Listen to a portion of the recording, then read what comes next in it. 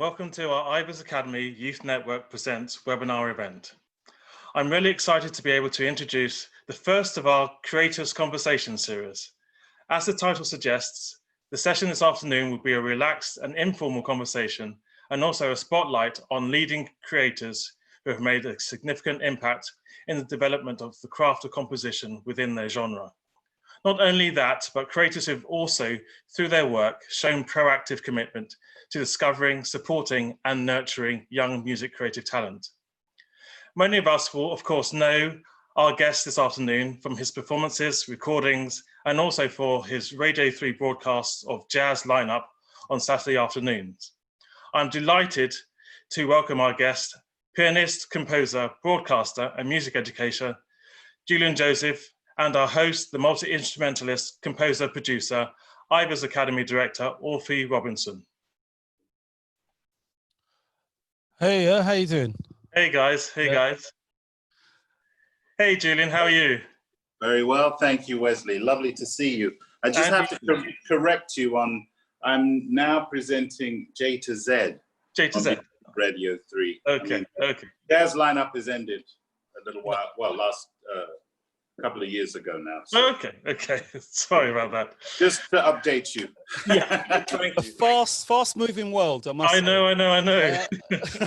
Keep up there. We might be in the 50s, but yeah, we're running as good as those young ones. Absolutely. Spirit. Absolutely.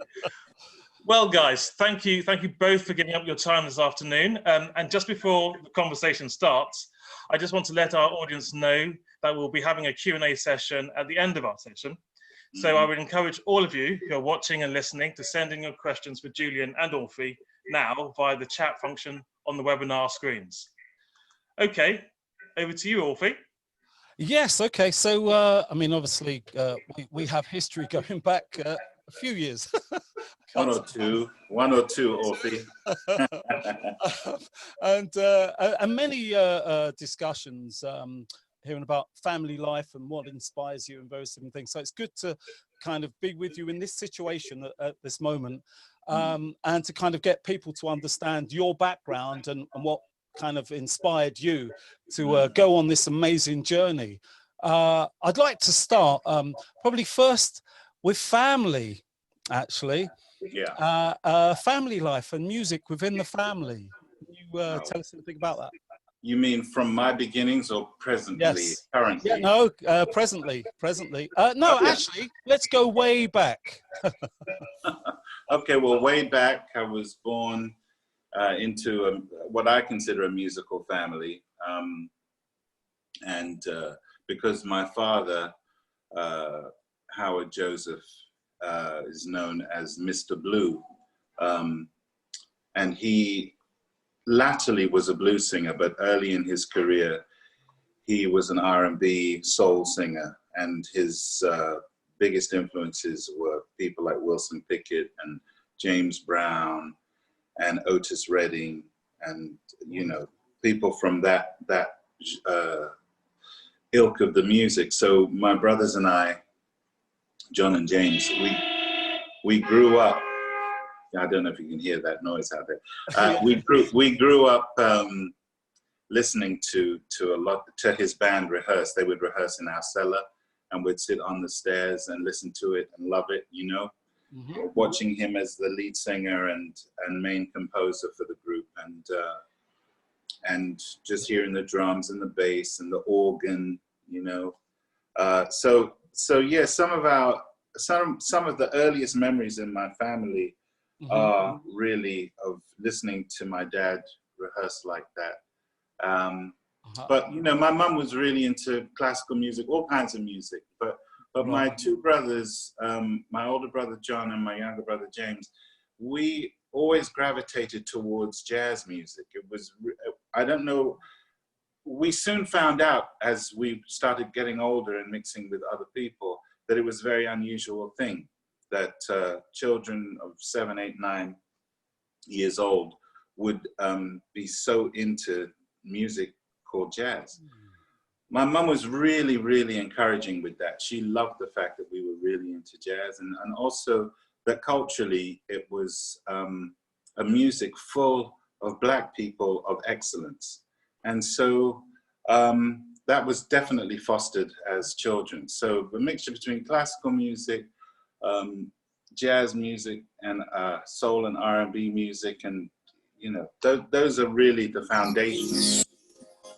Those are really the foundations of where my musical and family roots come from. So what was the inspiration for choosing the piano, or did you start on another instrument? There was no inspiration at all. My mum bought one. We came back from school and we saw it in the front room and went into the dining room and said, "Mum, you've got a piano. It's, it's great." She goes, "Yep, and you're all going to learn." That's my inspiration. That is wonderful. That's absolutely wonderful. I think it was also probably a time where quite a lot of houses would have an upright piano. Yeah, well, I think a lot of houses, the tradition for music making at home was still really intact at that time. So, right. This would have been around 1971, 2 or 3, when we had the piano. And so, yeah, some people in the neighborhood had pianos, and it wouldn't be hard to go to a household and see a piano there. Right.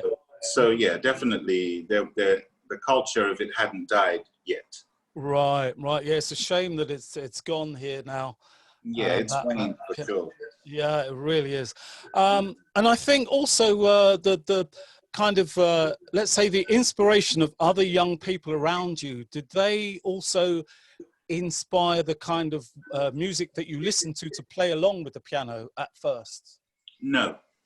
Okay. No, just my brothers and I, we were very much into, like I said, we were quite unusual children because we had a neighbor, a really wonderful man called Errol Record, an actor, and he was from Jamaica, and he actually befriended myself and my brothers. It would be very unusual to most people to think a grown man. He was between 23 and 25. That makes 24, doesn't it? Yeah, 24. I was going to say, I didn't want to say, my sense of humor. It's terrible. I'm just sort of estimating his age, but he was a young man in his 20s, and he lived round the corner, and he saw, 3 young boys, and he became friends of ours. We were friends with him, and then we introduced him to our mom, and, by this time, our parents had split, and, and so he was very important in our musical growth as well. But we were very curious children. We were really curious about music. And of course, we were surrounded by calypso and reggae music and the cultural music for some of the parties that would happen at our home. So, all of these were foundational things. But most people our age had not really got into music in a deep way where they'd made a personal connection with it. Right. And myself, John and James, we were constantly making our personal relationship with music. So when we got to school, with our teachers, there was a strong connection, and with the other students who were playing music too.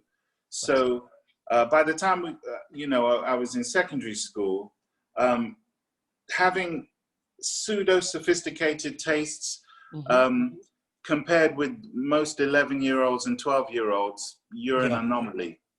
Most kids are just like, I don't know what you're talking about, and they're just into the current music of the day.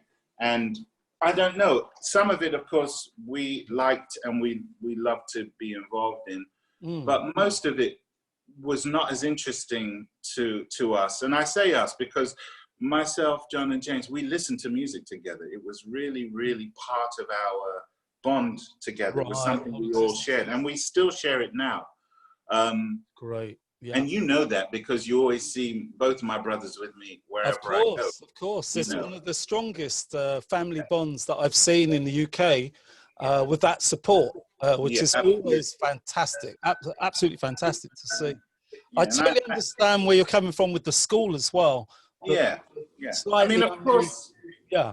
Yeah, you know, of course, as I grew through school, when you get to about 13, 14, you start to meet people who are interested in the kinds of things you're interested in too. So then, you know, then it changes, and you can put things together. But not to sound precocious, when I was 12 or 13, I was basically putting together bands at my school with my teachers. Oh, wow. You know? Yeah. Just because they're all jazz musicians, most of them. And in those days, the peripatetic teaching was mostly jazz musicians and really great classical musicians. So all the jazzers, you know, were completely bowled over that young people would be really into jazz. So they would help. And I would say, look, I want to play this tune. I've just done this, or I've just written this. Can we play this? And they're like, sure. So I'd get the drum teacher, which was Trevor Tompkins, the bass teacher, you know, which was Phil Bates, and, you know, both well-known musicians on the jazz team. And, you know, and also, you know, I had lots of inspirational teachers. You know, I had a fantastic music teacher, and he was fantastic for all the students, not just me, who was totally into this, you know, alien music to most kids. He was fantastic for all the kids because, you know, our first lesson, we went in and we played one of his rock tunes. And this is a black 25-year-old teacher who was the deputy head of the music department. And so we'd be, you know, hitting this pop song. Ding, dun, dun, dun. He called it the 32 C's because everyone had to play a glockenspiel. Oh, nice. And you played the C 32 times. And you know what? Kids at 11 go crazy for it. So you know, I had some really inspirational teachers and a lot of support. You know?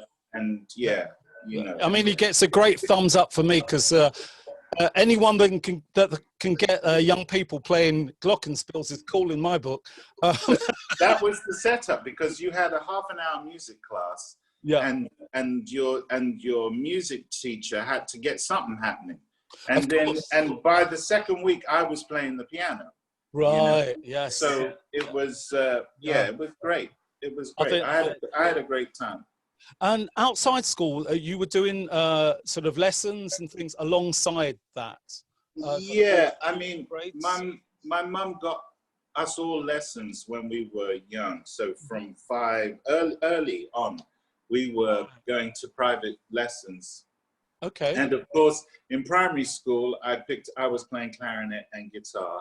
You know, and there was a myriad of instruments because all three of us were playing, and all three of us played the piano too. So by the time I got to secondary school, my favorite piano teacher, or you know, she was just wonderful, a woman called Joan. She had moved to Saudi Arabia.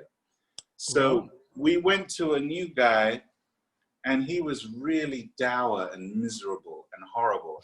And so I stopped having lessons, you know. And then at school, for the first year in secondary school, I didn't have any piano lessons.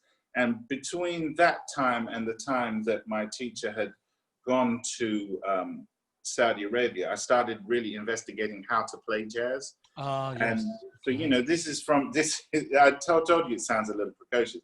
It's from the age of about 9 or 10, you know, when I was, till I was about 12. So I had really gotten into, you know, taking off solos and stuff. So yeah, that's really how the jazz kind of seeped into a practical application. That's it great. Was early. A lot of it was really early for me, and not just me, for my brothers too.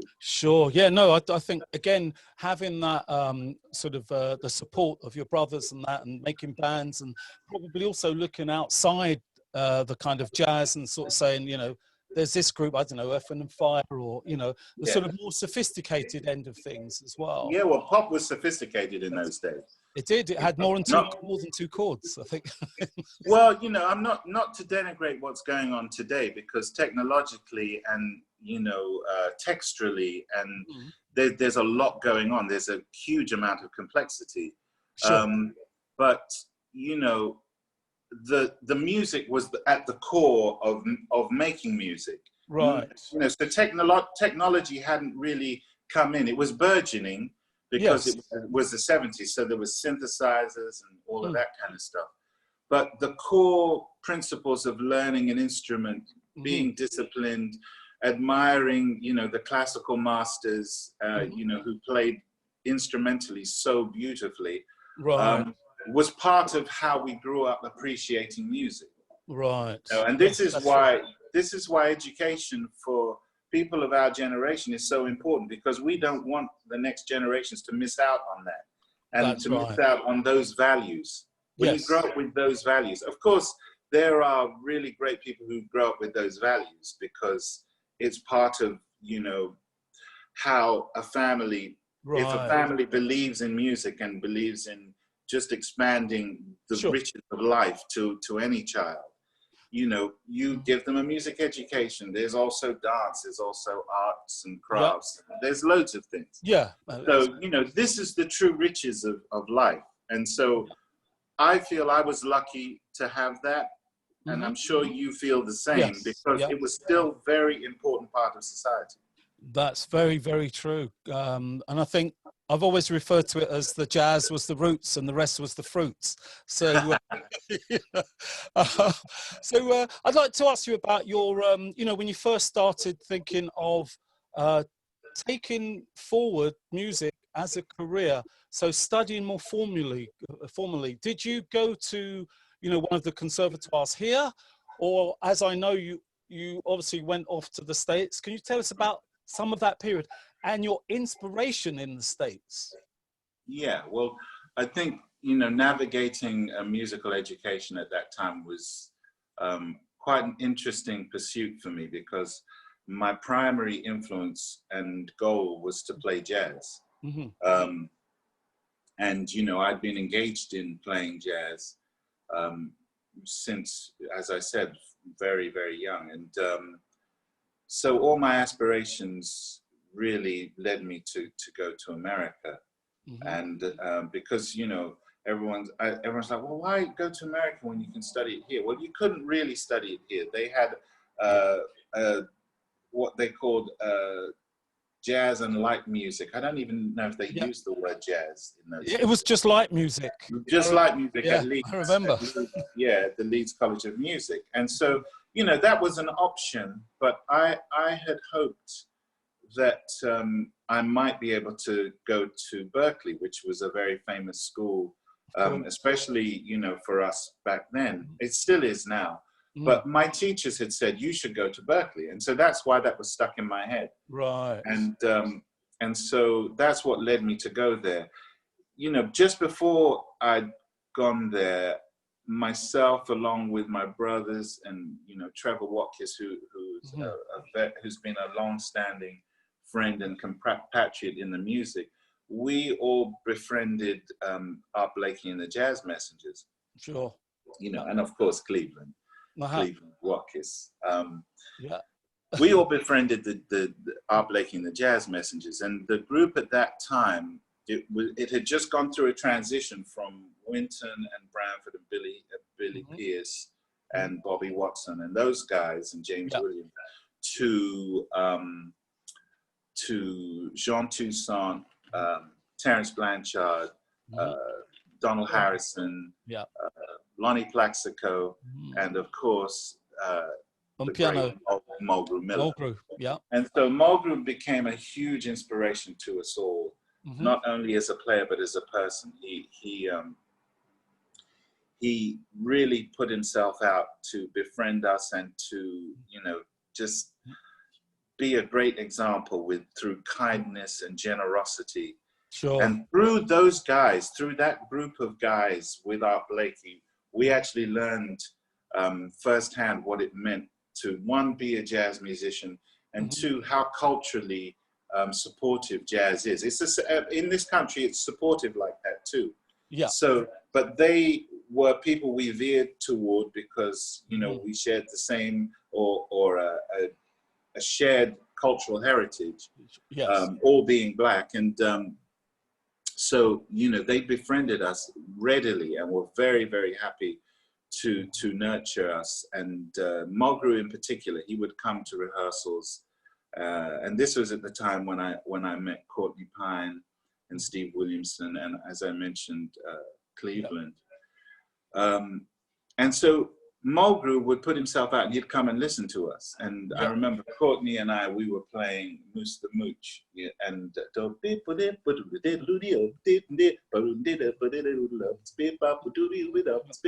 you know, or that's the first. Yes, time. that's it. But he came to hear us, and we hadn't really quite got the melody together yet. Right. And so we were playing sort of bits of it.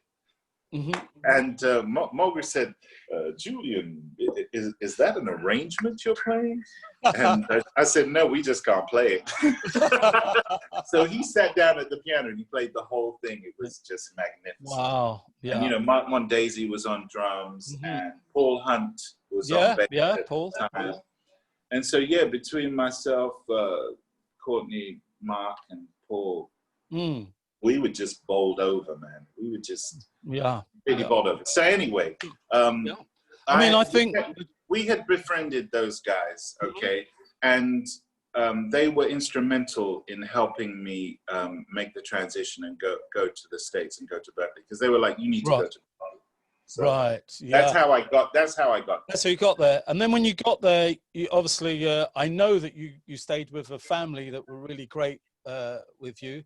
And, I was fortunate. I was very, very fortunate. So, and then obviously you got other influences when you were there from the gospel more and other things that fed into your knowledge. Yeah, I mean, I think everything became really present for me. You know, I had never really met people who were deeply gospel before. And it just, you know what? It made me really appreciate the broader culture that I come from. Okay. You know? Yes. And so meeting Black Americans, you know, as extensions of the guys we met who were touring, playing jazz. Yeah. My God, it was just incredible. We would, you know, I've just felt tapped into this kind of a well of knowledge and with this cultural mountain, you know, of just so many things to discover.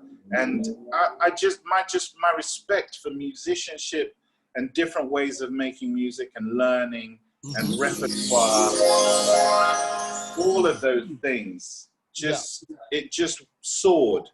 It just soared because, you know, I'd grown up admiring Bartok, Stravinsky, Beethoven, Mozart, you know, and also over here, Herbie Hancock, McCoy Tyner, Chick Corea, Duke Ellington, George Duke, Oscar Peterson, you know, Louis Armstrong, Frank Sinatra, and Bing Crosby, right? So I'd grown up with all of those influences, but it just kind of melded together, meeting those incredible people in America, and just the general seriousness for jazz.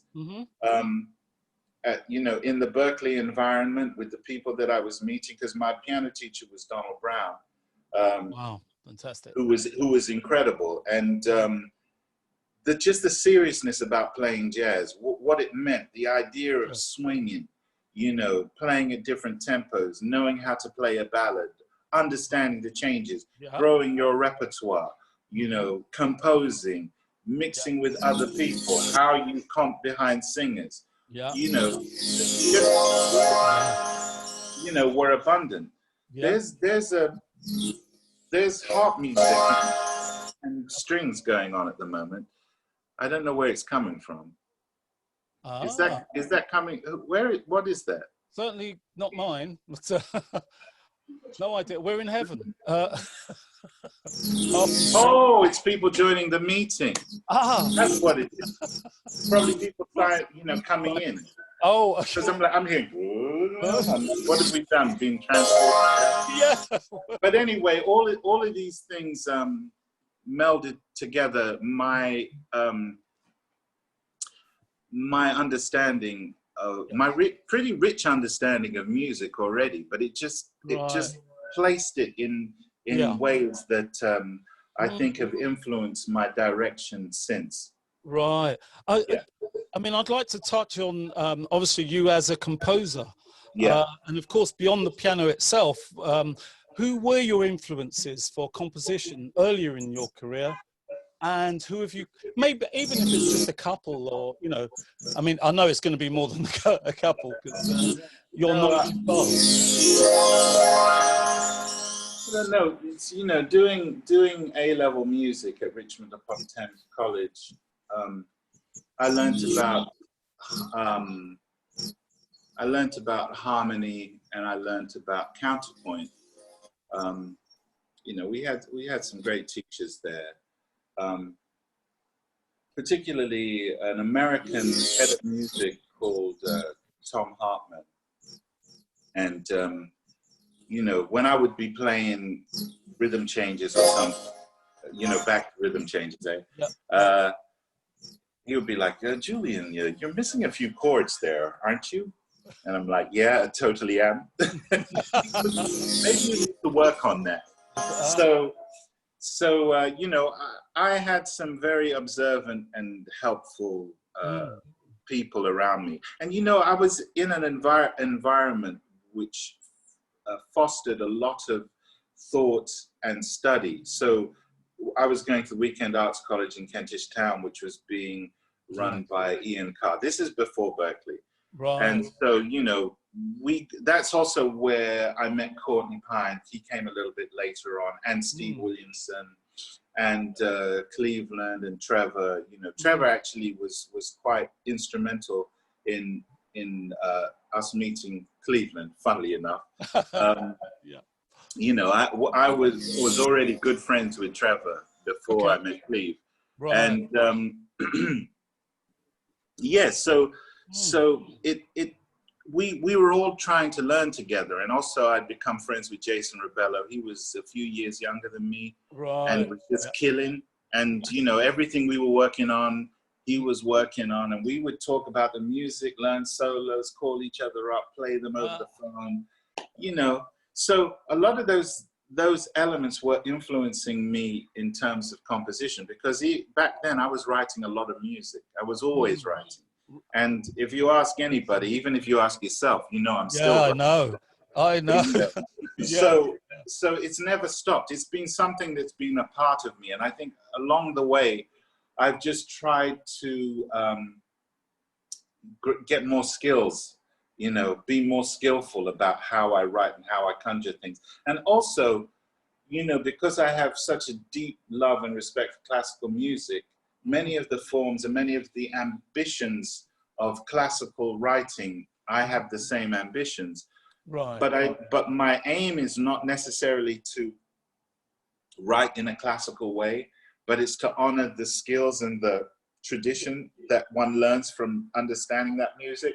Yes. Yeah. And mesh that into my observations and love of jazz music. So it's really about pulling those elements together. And for that, you need to be skillful. And skill comes with understanding and trying to right.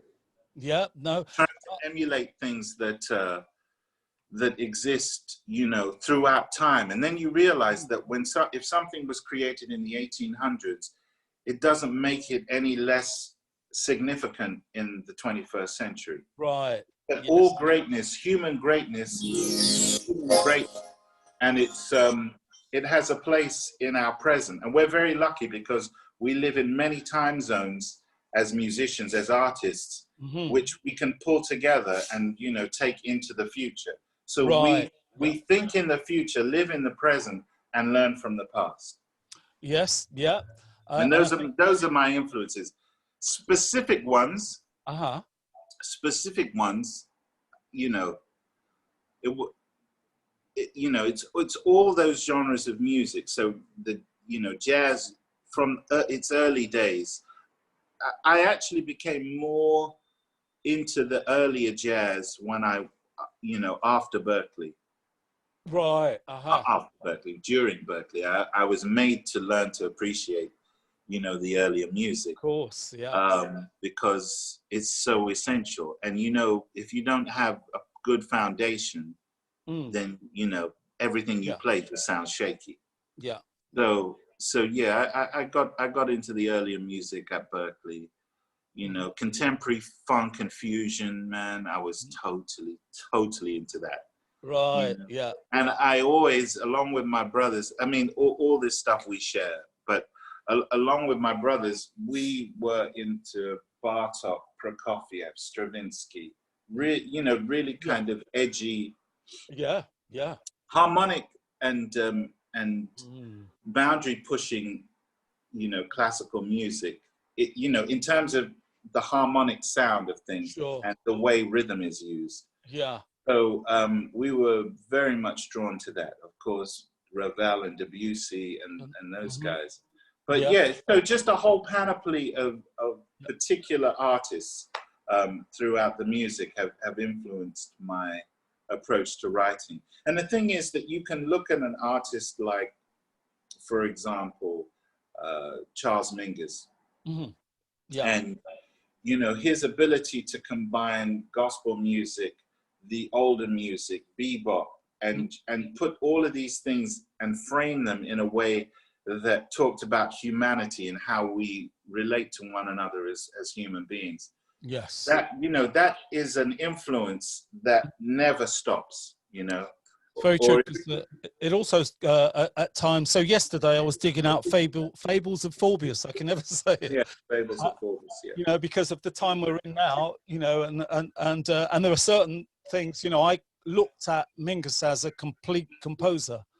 Yeah, well, he's definitely complete. Yeah, you know, and so we can never stop learning from them. Things sound fresh whenever you dig something out, you know. It's of now. Not dated. Yeah, and the same with Bach. You put Bach on, it's the same. Yes. Exactly the same. Absolutely. Swings like crazy as well. Your trio, which is a core of inspiration of kind of things that we see you do, you've always had these amazing trios. Yeah. Who were the first people that you had in your trios? Could you tell us about that, and why each time? Who would you choose to develop what you write? Well, I was very fortunate to meet Mark Mondesi early on in my development, and so Mark has been a real constant for me because he brings a level of intelligence that goes way beyond anything I've ever witnessed. Right, and, yes. And musical empathy and knowledge and learning and curiosity that, you know, that I aspire to, you know. All of us. I've had, you know, and so I've had several bass players all of whom I've loved deeply, from Alec Dankworth in the early days, you know, to Jeremy Brown, and Orlando Fleming, and Mark Hodgson, who I heard when he was at college. He was studying at the Guildhall School of Music and Drama, and I was just blown away by the way he sounded. And he moved away to Spain for a couple of years and then came back. So basically, you know, with a few other people, my core trio, you know, we call it the A-Team, is Mark Mondesi and Mark Hodgson.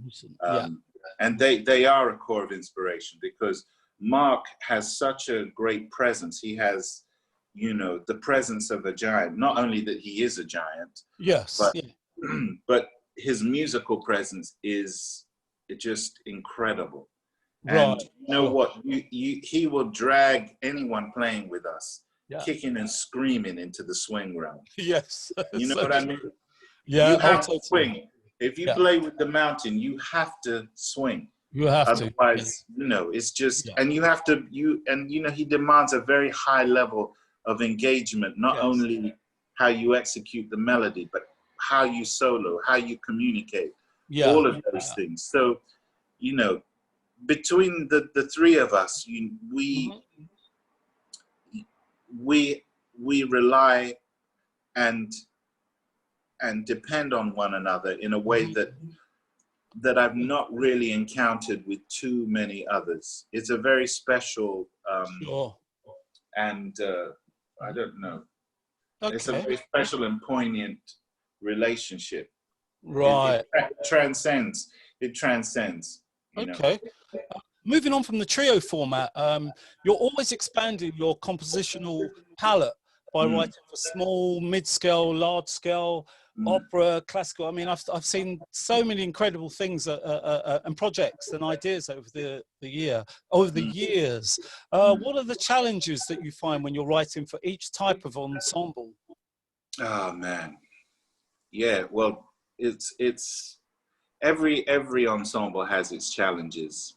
You know, you want to make sure that the clarity of ideas comes through in whatever you're working on. So whether it's a small band, if it's a quintet, you know, if it's an octet, if it's a tentet, as we say, you know, or a big band. And you know, I've had to learn to try to bring the clarity of ideas out. You know, where I'm not writing too much or sometimes too little, or where I can write in a very sparse way and still get the sound. You know? Right, sure. All really about sound. And so, yeah, and you know, and writing for orchestra. And when I went to Berkeley, I studied what was called traditional composition. So I learned how to orchestrate, or I did the classes that taught you how to orchestrate. Oh, right, yeah. You don't learn to orchestrate until you write something for an orchestra and they play it and you go, you know, that's what it's not supposed to sound like, or that's what it should sound like. So yeah, when I got home and I was writing for orchestras, I learned a lot from that. And you know, it also, I could fall back on, well, not necessarily fall back, but I could look for inspiration in great orchestrators, be it you know, Ravel, or be it Rimsky-Korsakov, or Tchaikovsky. So you know, I would find myself I'd go to concerts, symphony concerts, and I'd be like, well, if you want to know how to write strings, then you need to check out what's going on with Tchaikovsky. If you want to write this, you need to go listen to that. If you want to, you know, so that's really what I do. I mean, what I've always found interesting is that you've always told our story as well as a world story. So things like Shadow Ball, Trench Brothers, Bridge Tower, the Brown Bomber, you know, all these amazing and epic pieces. You've always found something really interesting to say with them. How do you go about finding these stories? Well, you know, you would know this as somebody who's, you know, expansive and looking for other ways to express yourself, that, you know, at each point you come to a decision where you think, oh gosh, you know, I'd really like to this, or I'd really like to that. And, you know, I'm always in conversation, especially with my brothers, you know, and James and John, and I was talking to them one day and I said, you know what, I'd really like to write opera. And they're like, well, I can see that. Are you thinking about this? Are you thinking about, you know, Verdi operas? Are you thinking about Baroque opera? Or are you thinking about, you know? And I said, well, I don't really know. But I just like to do some manifestation of opera with the palette of jazz. Yeah.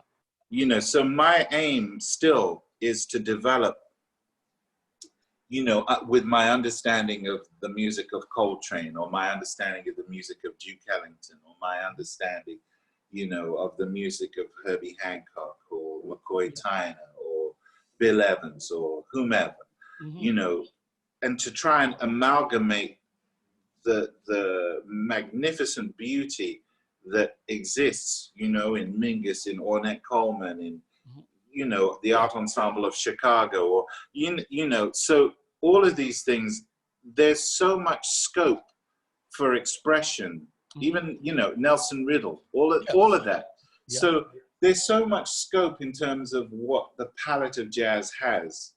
And, you know, George Gershwin was so phenomenally brilliant and successful with Porgy and Bess. Yeah. And I think to myself, why is there just one? Why should there just be one of those? Right. Why should there just be one? And why isn't the jazz world or the jazz universe expanding into dramatic theater as well? Yeah. As well as performance, large scale, small scale, you know, jazz pop, jazz this, jazz that, you know, pure jazz, you know, that has all kinds of elements in it. You know, impure jazz, I don't really care. But, you know, I'm just thinking that, you know, there's a universe out there, and, you know, jazz is this entity, this growing entity. You know, it expands and it contracts. It's like the universe. The universe is constantly expanding. Right. So my ambitions, you know, I was thinking to myself, to get back to my point, I'd like to write opera. And, you know, I discussed it with my brothers, and they said, well, you know, you need a librettist. Who are you going to get? And I said, well, I know who I'm going to get. I'm going to get Mike Phillips, because I love his writing. You know, I just read London Crossings, and I thought, you know, and we were friends as well. And I thought, that's the guy I want to write something. Like, Julian, have you ever thought of? And he just immediately just had ideas and said, have you thought of this? Have you thought of that? Have you thought of the other? Yeah. And then he just asked me, had you heard of George Polgrim Bridge Tower? And, you know, that's how I really got into it. You know, yeah, I mean, I think it was an inspired choice when I first heard that you were working with Mike Phillips.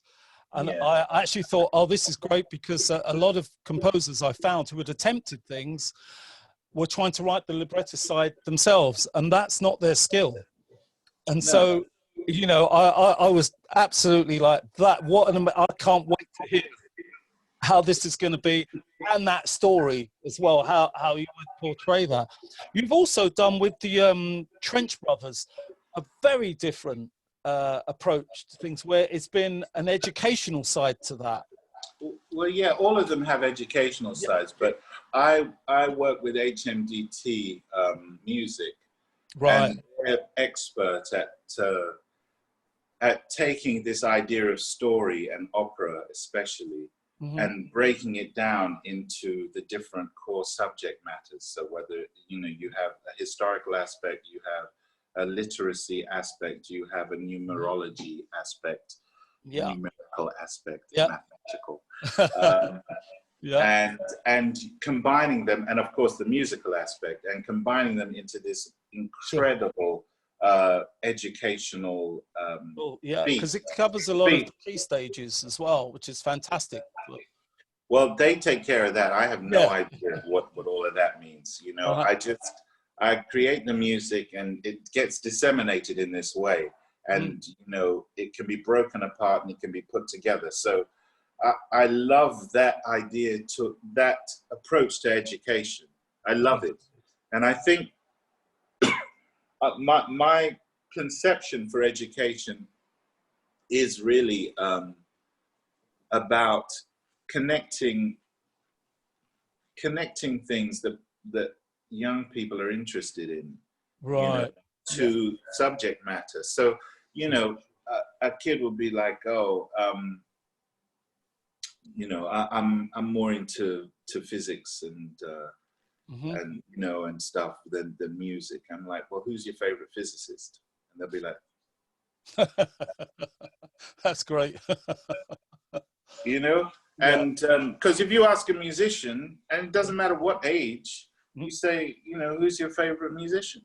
They'll be like, oh, you know, Billy Joel, or you know. So so you know, Ed Sheeran or Michael Jackson, or whoever. So yeah, I just love that an educational approach can be more like we approach music. Right. Okay. That's how I look at it. Yeah. Okay. Music of initiative. Yes. Which brings me onto your academy, your jazz academy. You've always been a champion for music education. I've met many of your students, and they're always really animated and inspired by the chances that you give them and how you open them to other influences, other musics, to, you know, going into different areas, I think, and also traveling as well to the States and various different places. Can you tell us about the background of building that academy and where you are going, hope to go now? Yeah, well, the academy, the idea of the academy came for a few years. My brother James had been talking about, you should do something educational that's specific. I was like, oh, James, you know, I'm just playing, man. I got to do my playing. And he said, no, because this is the thing with education. The way it's done a lot, I can get a little reticent about doing it. And James always tells me, you know, you're always reticent, but when you do it, you really enjoy it. And you say that, and you say those words. Oh yeah, I'm not so into it. And then you do it and you're like, it's really great, isn't it? So I have this pattern. And he said, and you really love it. It's just you're not accepting that you love it. So we've been talking about it. And as we just mentioned, I've been working with HMDT Music, and Adam Eisenberg and Tertia Sefton Green said to me, "You're really serious about wanting to put together a school?" And I said, "Yes, absolutely." And so we said, "We have an opportunity. Let's hook it up." So through those guys, God bless you, my dear friends, I set up the Jazz Academy. Okay, so we set it up, and we'd thought about how we were going to organize it between myself, James, Adam, and Tertia, and Trevor Watkis. You know, we came up with a bit of a game plan, and then, you know, putting it into effect. On paper, as I look over to James, on paper, it looks great, and it's got all these wonderful ideas and avenues, but in delivering it, no, we were just way off the mark. And, you know, I've been very fortunate to be connected with an educator called Sahana Guerrero, who runs the World Heartbeat Music Academy, which is where I am right now. A palatial, wonderful place that's empty at the moment because of coronavirus. But I watch the way she teaches and the results that she gets. And I basically studied her and asked her advice about how you put together a program, what works, what doesn't work, watched how she functioned, you know, and just chiseled it out, man. I chiseled out something that I thought could be helpful to young players, and bring out some of the specifics of what it is you need to know. What do you need to know, right? What does anybody expect when you're a musician? If I was to walk up to anybody, anyone listening, or anybody anywhere, and they say, well, you know, I played the clarinet, and then you say, there's a clarinet right here, play me a tune. Yeah. So that was my starting point. I was like, I need to get somewhere where a kid who comes to me not only can play that tune for themselves, but they can play it for other people. Right. And that's the goal. And then you build and build and build and build. And then the nuances and the frequencies that come with all of that can be built into it. Right. And so you know, I devised, I don't like to call it a system, but I devised a pathway for learning that I call the Jazz 5, you know, and it breaks down those things into elements. It's a repertoire thing, you know. It's in this great book, the Music of Initiative as well, which I would tell people to to purchase, because it not only covers a lot of your educational bit of ideas, but it's way beyond that. Can you tell us about becoming an author? Well, that's big. You know, a dear friend of mine who's since passed, called Harriet Gage, had said, Julian, you should write a book. Right. And I said, you know, a lot of people have said that to me and talked to me about it. She goes, well, do you actually want to do it? And I said, yeah, okay. And she said, okay, because I work for a publisher and we're going to get you to write a book. Time went by, though. Almost a decade went by. And then I was really wonderfully and fortunately connected with Sam Lung, who led a team of, you know, at the publishers, which was music sales. Mm-hmm. And they made sure that everything started going. So within 18 months, we had the book done, you know, from him coming in on, you know, at the 8th year or something, because we just kept putting it off. I had loads and loads and loads of notes, had thought about all of this and all of this. Right. And the manifestation of the book, you know, is between many people, you know, sure, including James Welland and Sam Lung, who are the editors. But Ruth Keating, you know, did all the design. If you look at the design, most people... The design is incredible. Yeah. The design is absolutely incredible. And I have to say, I might have been one of the first to buy your book, because as soon as it came out, yeah, I remember. I got it. Yeah. It's absolutely fantastic reading. Do you have any ambitions for more books after this? I do have ambitions for more books. I mean, there's so, you know, it's not a hard read, that book. I just need to mention that Polly Rockberger, her art is seminal to the look of the book and how it feels. Sure. So, you know, between myself, Ruth, and Polly, you've got the book, you've got the content of the book. And the book is philosophical, and it's instructional, but not without a stitch of written music down. Right. You know? Yeah. So it's you know, it's instructional, and it just gets you into the love of the instrument, into the love of the music. And you know, and if you read it, you'll get what I mean. But brilliant. Okay, so can I hand over to Wesley now, because there's of course. Yeah, sorry. Thanks, Orphy. Thanks, Julian. That's fantastic. Pleasure. Really fantastic to hear about the Julian Joseph Jazz Academy and the other projects that you've developed for young jazz music creators and performers. I just want to step in at this moment to plug our own Ivors Academy Youth Network and the Youth Network Council. For those who are new to the Youth Network Presents webinar series, I want to give you a quick explanation about what the Ivors Academy's Youth Network is all about. The Ivors Academy Youth Network is our new initiative to encourage and engage with the UK's community of young creators with events and industry advice. The network is a facilitator to connect young creators who work in various music genres and build a strong network, a strong community. Through our Youth Network Council, which is made up of young creator reps, there is a direct opportunity for young creators to express their unique concerns and experiences of starting out in the industry and have their voice listened to and heard right at the top of the Ibis Academy at board level. One of the Youth Network's key support organisations is the Ivors Academy Trust, and the Trust underpins the Youth Network programme of events, projects, and helps us to engage and support with a wide range of emerging young creators. The Trust is also instrumental in assisting with other issues of access to Youth Network and our other learning initiatives by the Ivors Academy, by offering bursaries for educational engagement and helping remove financial barriers to participation. The Ivors Academy Trust helps the Ivors Academy to truly become an inclusive creator community.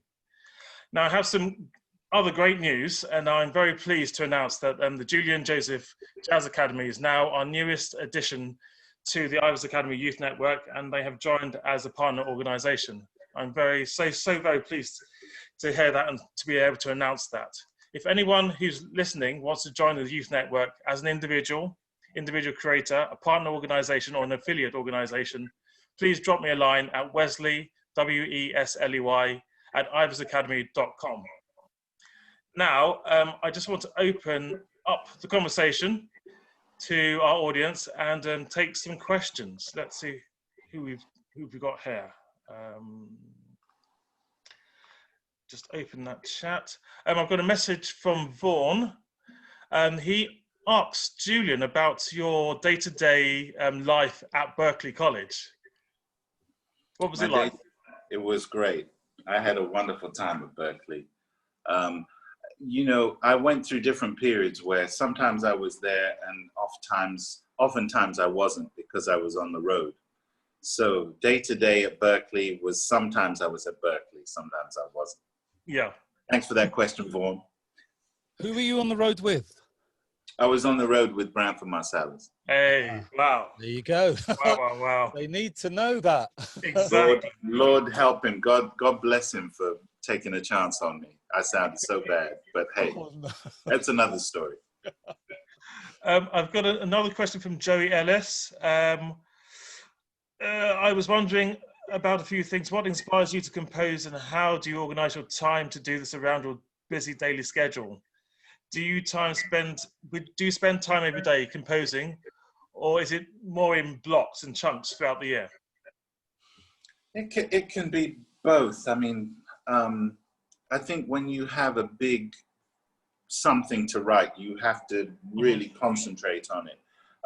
But I don't need any target to write. I'm always writing. Okay. So sometimes I have to organize my day if I have a deadline and I need to make it.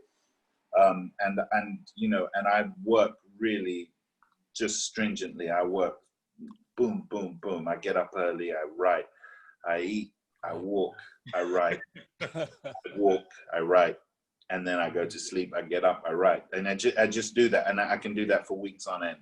Fantastic. And yeah, but generally, you know, I'm always writing. I don't need a purpose. Right. And same question to you, Orphy, in that respect. How would you rephrase that question? I'm always writing, but I'm writing all kinds of things. I'm thinking about music, regardless of whatever is going on. Conversations are musical to me because ideas come from those conversations as well. Fantastic. And I'm constantly reading books and you know, sort of buying books online and various different things as well. And that, so you know, really kind of expanding my knowledge. I've always been a bit of a bookworm anyway, so Right. yeah. Great. I don't think it will ever change. Another question for Julian. This is from Mikey Ahern. All of the time and all genres, who is the musicians or musician that you would love to play with but didn't get the chance to do so? Good question. No, I really like the people I play with now. I don't have a desire to play with anyone other than if it happens organically. I used to think, oh, I'd love to play with this person. I'd love to play with that person, and I still do. But I'm not. It doesn't drive me anymore. Right. You know, I prefer to create stuff and bring people in. Absolutely, yeah, I get that. Another question for Julian from Tom Sheen. How have you been spending quarantine in terms of writing music and music creation? Tom, I've been spending my time trying to define the organic growth of accuracy to you. I hope you got my emails because I didn't hear back from you. But rumbled, Tom, rumbled. No, I mean, he may have gone into his junk mail, so check it. But how have I spent my time? Man, I've been chilling. I've been chilling, thinking about music, listening to a lot of music because I'm in the process of writing a concerto. So I've got to both absorb a lot of things and a lot of ideas, and then I've got to let go of them so I can just, you know, let it come. Cool. Another question for Julian from Dylan Cowan. Hi, Julian. What are you listening to at the moment? I'm listening to a lot of things. I'm listening to Getting Together by Art Pepper, which has Wynton Kelly, Paul Chambers, and Jimmy Cobb. I'm listening to Live at the Black Hawk because I'm checking out more Jimmy Cobb. I'm listening to Prokofiev's ballet, The Prodigal Son. I'm listening to Prokofiev's second violin concerto. I'm always listening to symphonies, Prokofiev symphonies. And, you know, I'm listening to Art Blakey. I'm listening to Elvin Jones. I'm listening to Hank Jones. Yeah, man, I'm listening to a lot of stuff. And then I'm listening to all the new stuff that I'm getting for the radio. So I'm constantly listening all the time. And I have to sort of divide it up so that I can listen to things that are specific and current that I can deliver for the radio and for our audiences there. And then I'm listening to things on top of that for inspiration that have been core parts of my listening. Absolutely fantastic. Well, I noticed a question somebody had put, I don't know if we've missed that one, which was, are you going to do any online streams? Oh, right. Yes. Thanks, Orphy. I'm sure I will. Absolutely. Good. I hope we can be a part of that too as well, making that happen for you. Definitely. Most definitely. There's another question from Rebecca Nash. What are you specifically working on at the moment in terms of musical output? Rebecca, God bless you. She's a fantastic composer and pianist. One of my favorite of the young generation of musicians. I'm specifically working on a violin concerto. That's what I'm working on for Harriet Mackenzie. And yeah, and you know, I'm writing, man. I'm always writing. Rebecca knows that. And you know, I'm just trying to develop sophistication, coordination in all aspects, you know, mental coordination, pianistic coordination, and just, you know, trying to deal with it. Tom just said he's found your emails in his spam folder. So there we go. There you go. I've got one more sentence to send to you, Tom. So, you know, cool. You'll get it. He asked me a question, Tom did, about the organic growth of accuracy. It's central to what we do at JJJA, Julian Joseph Jazz Academy. Yeah. And it's basically, you know, how people learn. Because I always say, you plant a seed, and then you have to wait a while for things to just work. And you tend to it every day with the water, and then the shoots start to come up. And then the stages of its growth start to happen. And I believe that's the same way we grow as musicians.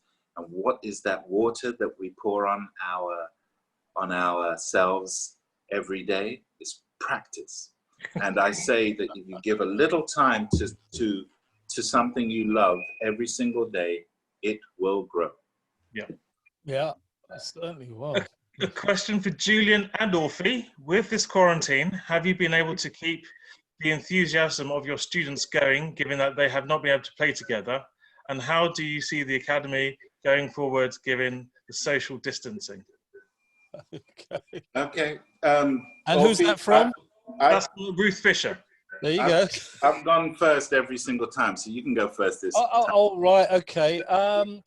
Wow, well, I've been very busy with Nigel, with the new Jazz Exchange Ensemble, working with 10 students. So this last weekend, we had 2 days of recording online, working through various platforms. And I think they did something like 5 numbers or something, which is amazing because, you know, it's really weird working on screen and, you know, and all that whole sort of Zoom and where, you know, we're people, so we're used to being in a room in a studio, you know, all of that organically. A little look will mean, you know, do this or this feels, you know, but not the same thing on the screen. But they've been absolutely amazing. I've been learning so much in this period about technology. It's incredible. Oh dear. Yeah, we moved our operation online, and it's working quite seamlessly. Actually, we've organized ourselves so that our repertoire, we have a specific repertoire, we're getting through it. And yes, it's difficult navigating, playing, through these platforms, because the sound cuts off and it's not conducive necessarily to performance in the moment. But it is conducive to speaking to one another about how we work on stuff, what to work on. And I'll say, I'll give you 10 minutes, come back with that thing learned. And they come back with it learnt. And so we've managed to keep our learning of the repertoire together. And, our plan is that we can, layer some of these recordings of everybody putting something together. After the lockdown, I think, it's going to ease back gently, but, we're human beings. We have to be connected. So I think regardless of the dangers or the perceived dangers, as therapies become more efficient in dealing with the dangers of COVID-19, where it's not just going to kill you, for those people in the community that it doesn't kill, we'll get back to some semblance of a normality that doesn't just involve fear. Absolutely. That's my view. Yeah, wonderful. Well, thank you guys. I mean, what a fantastic session we've had this afternoon. I've just been told by the powers that be that unfortunately we have to wrap things up at the moment, for the moment.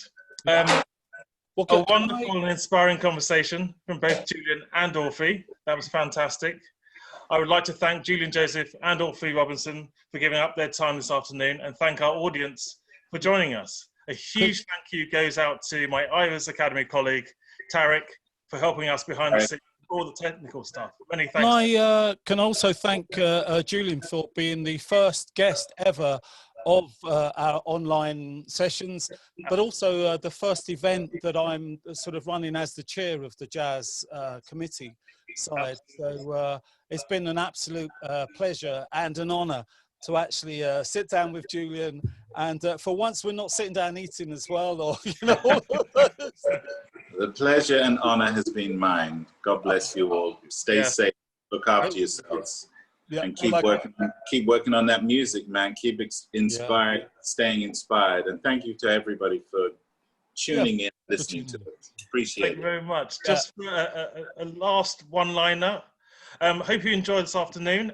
We have another Youth Network Presents webinar event, the second in our Creators Conversation series, with pianist, composer, and perhaps the youngest broadcaster on the UK airwaves at the moment, Jack Pepper, and our own Ivors Academy Classical Committee member, composer, conductor, and educator, Shirley Thompson. Next Monday, 15th of June at 3 p.m. Thanks a lot, guys. Take care. Thank you, everyone. All the best. Yes, all the best. Thank you. Ciao, ciao.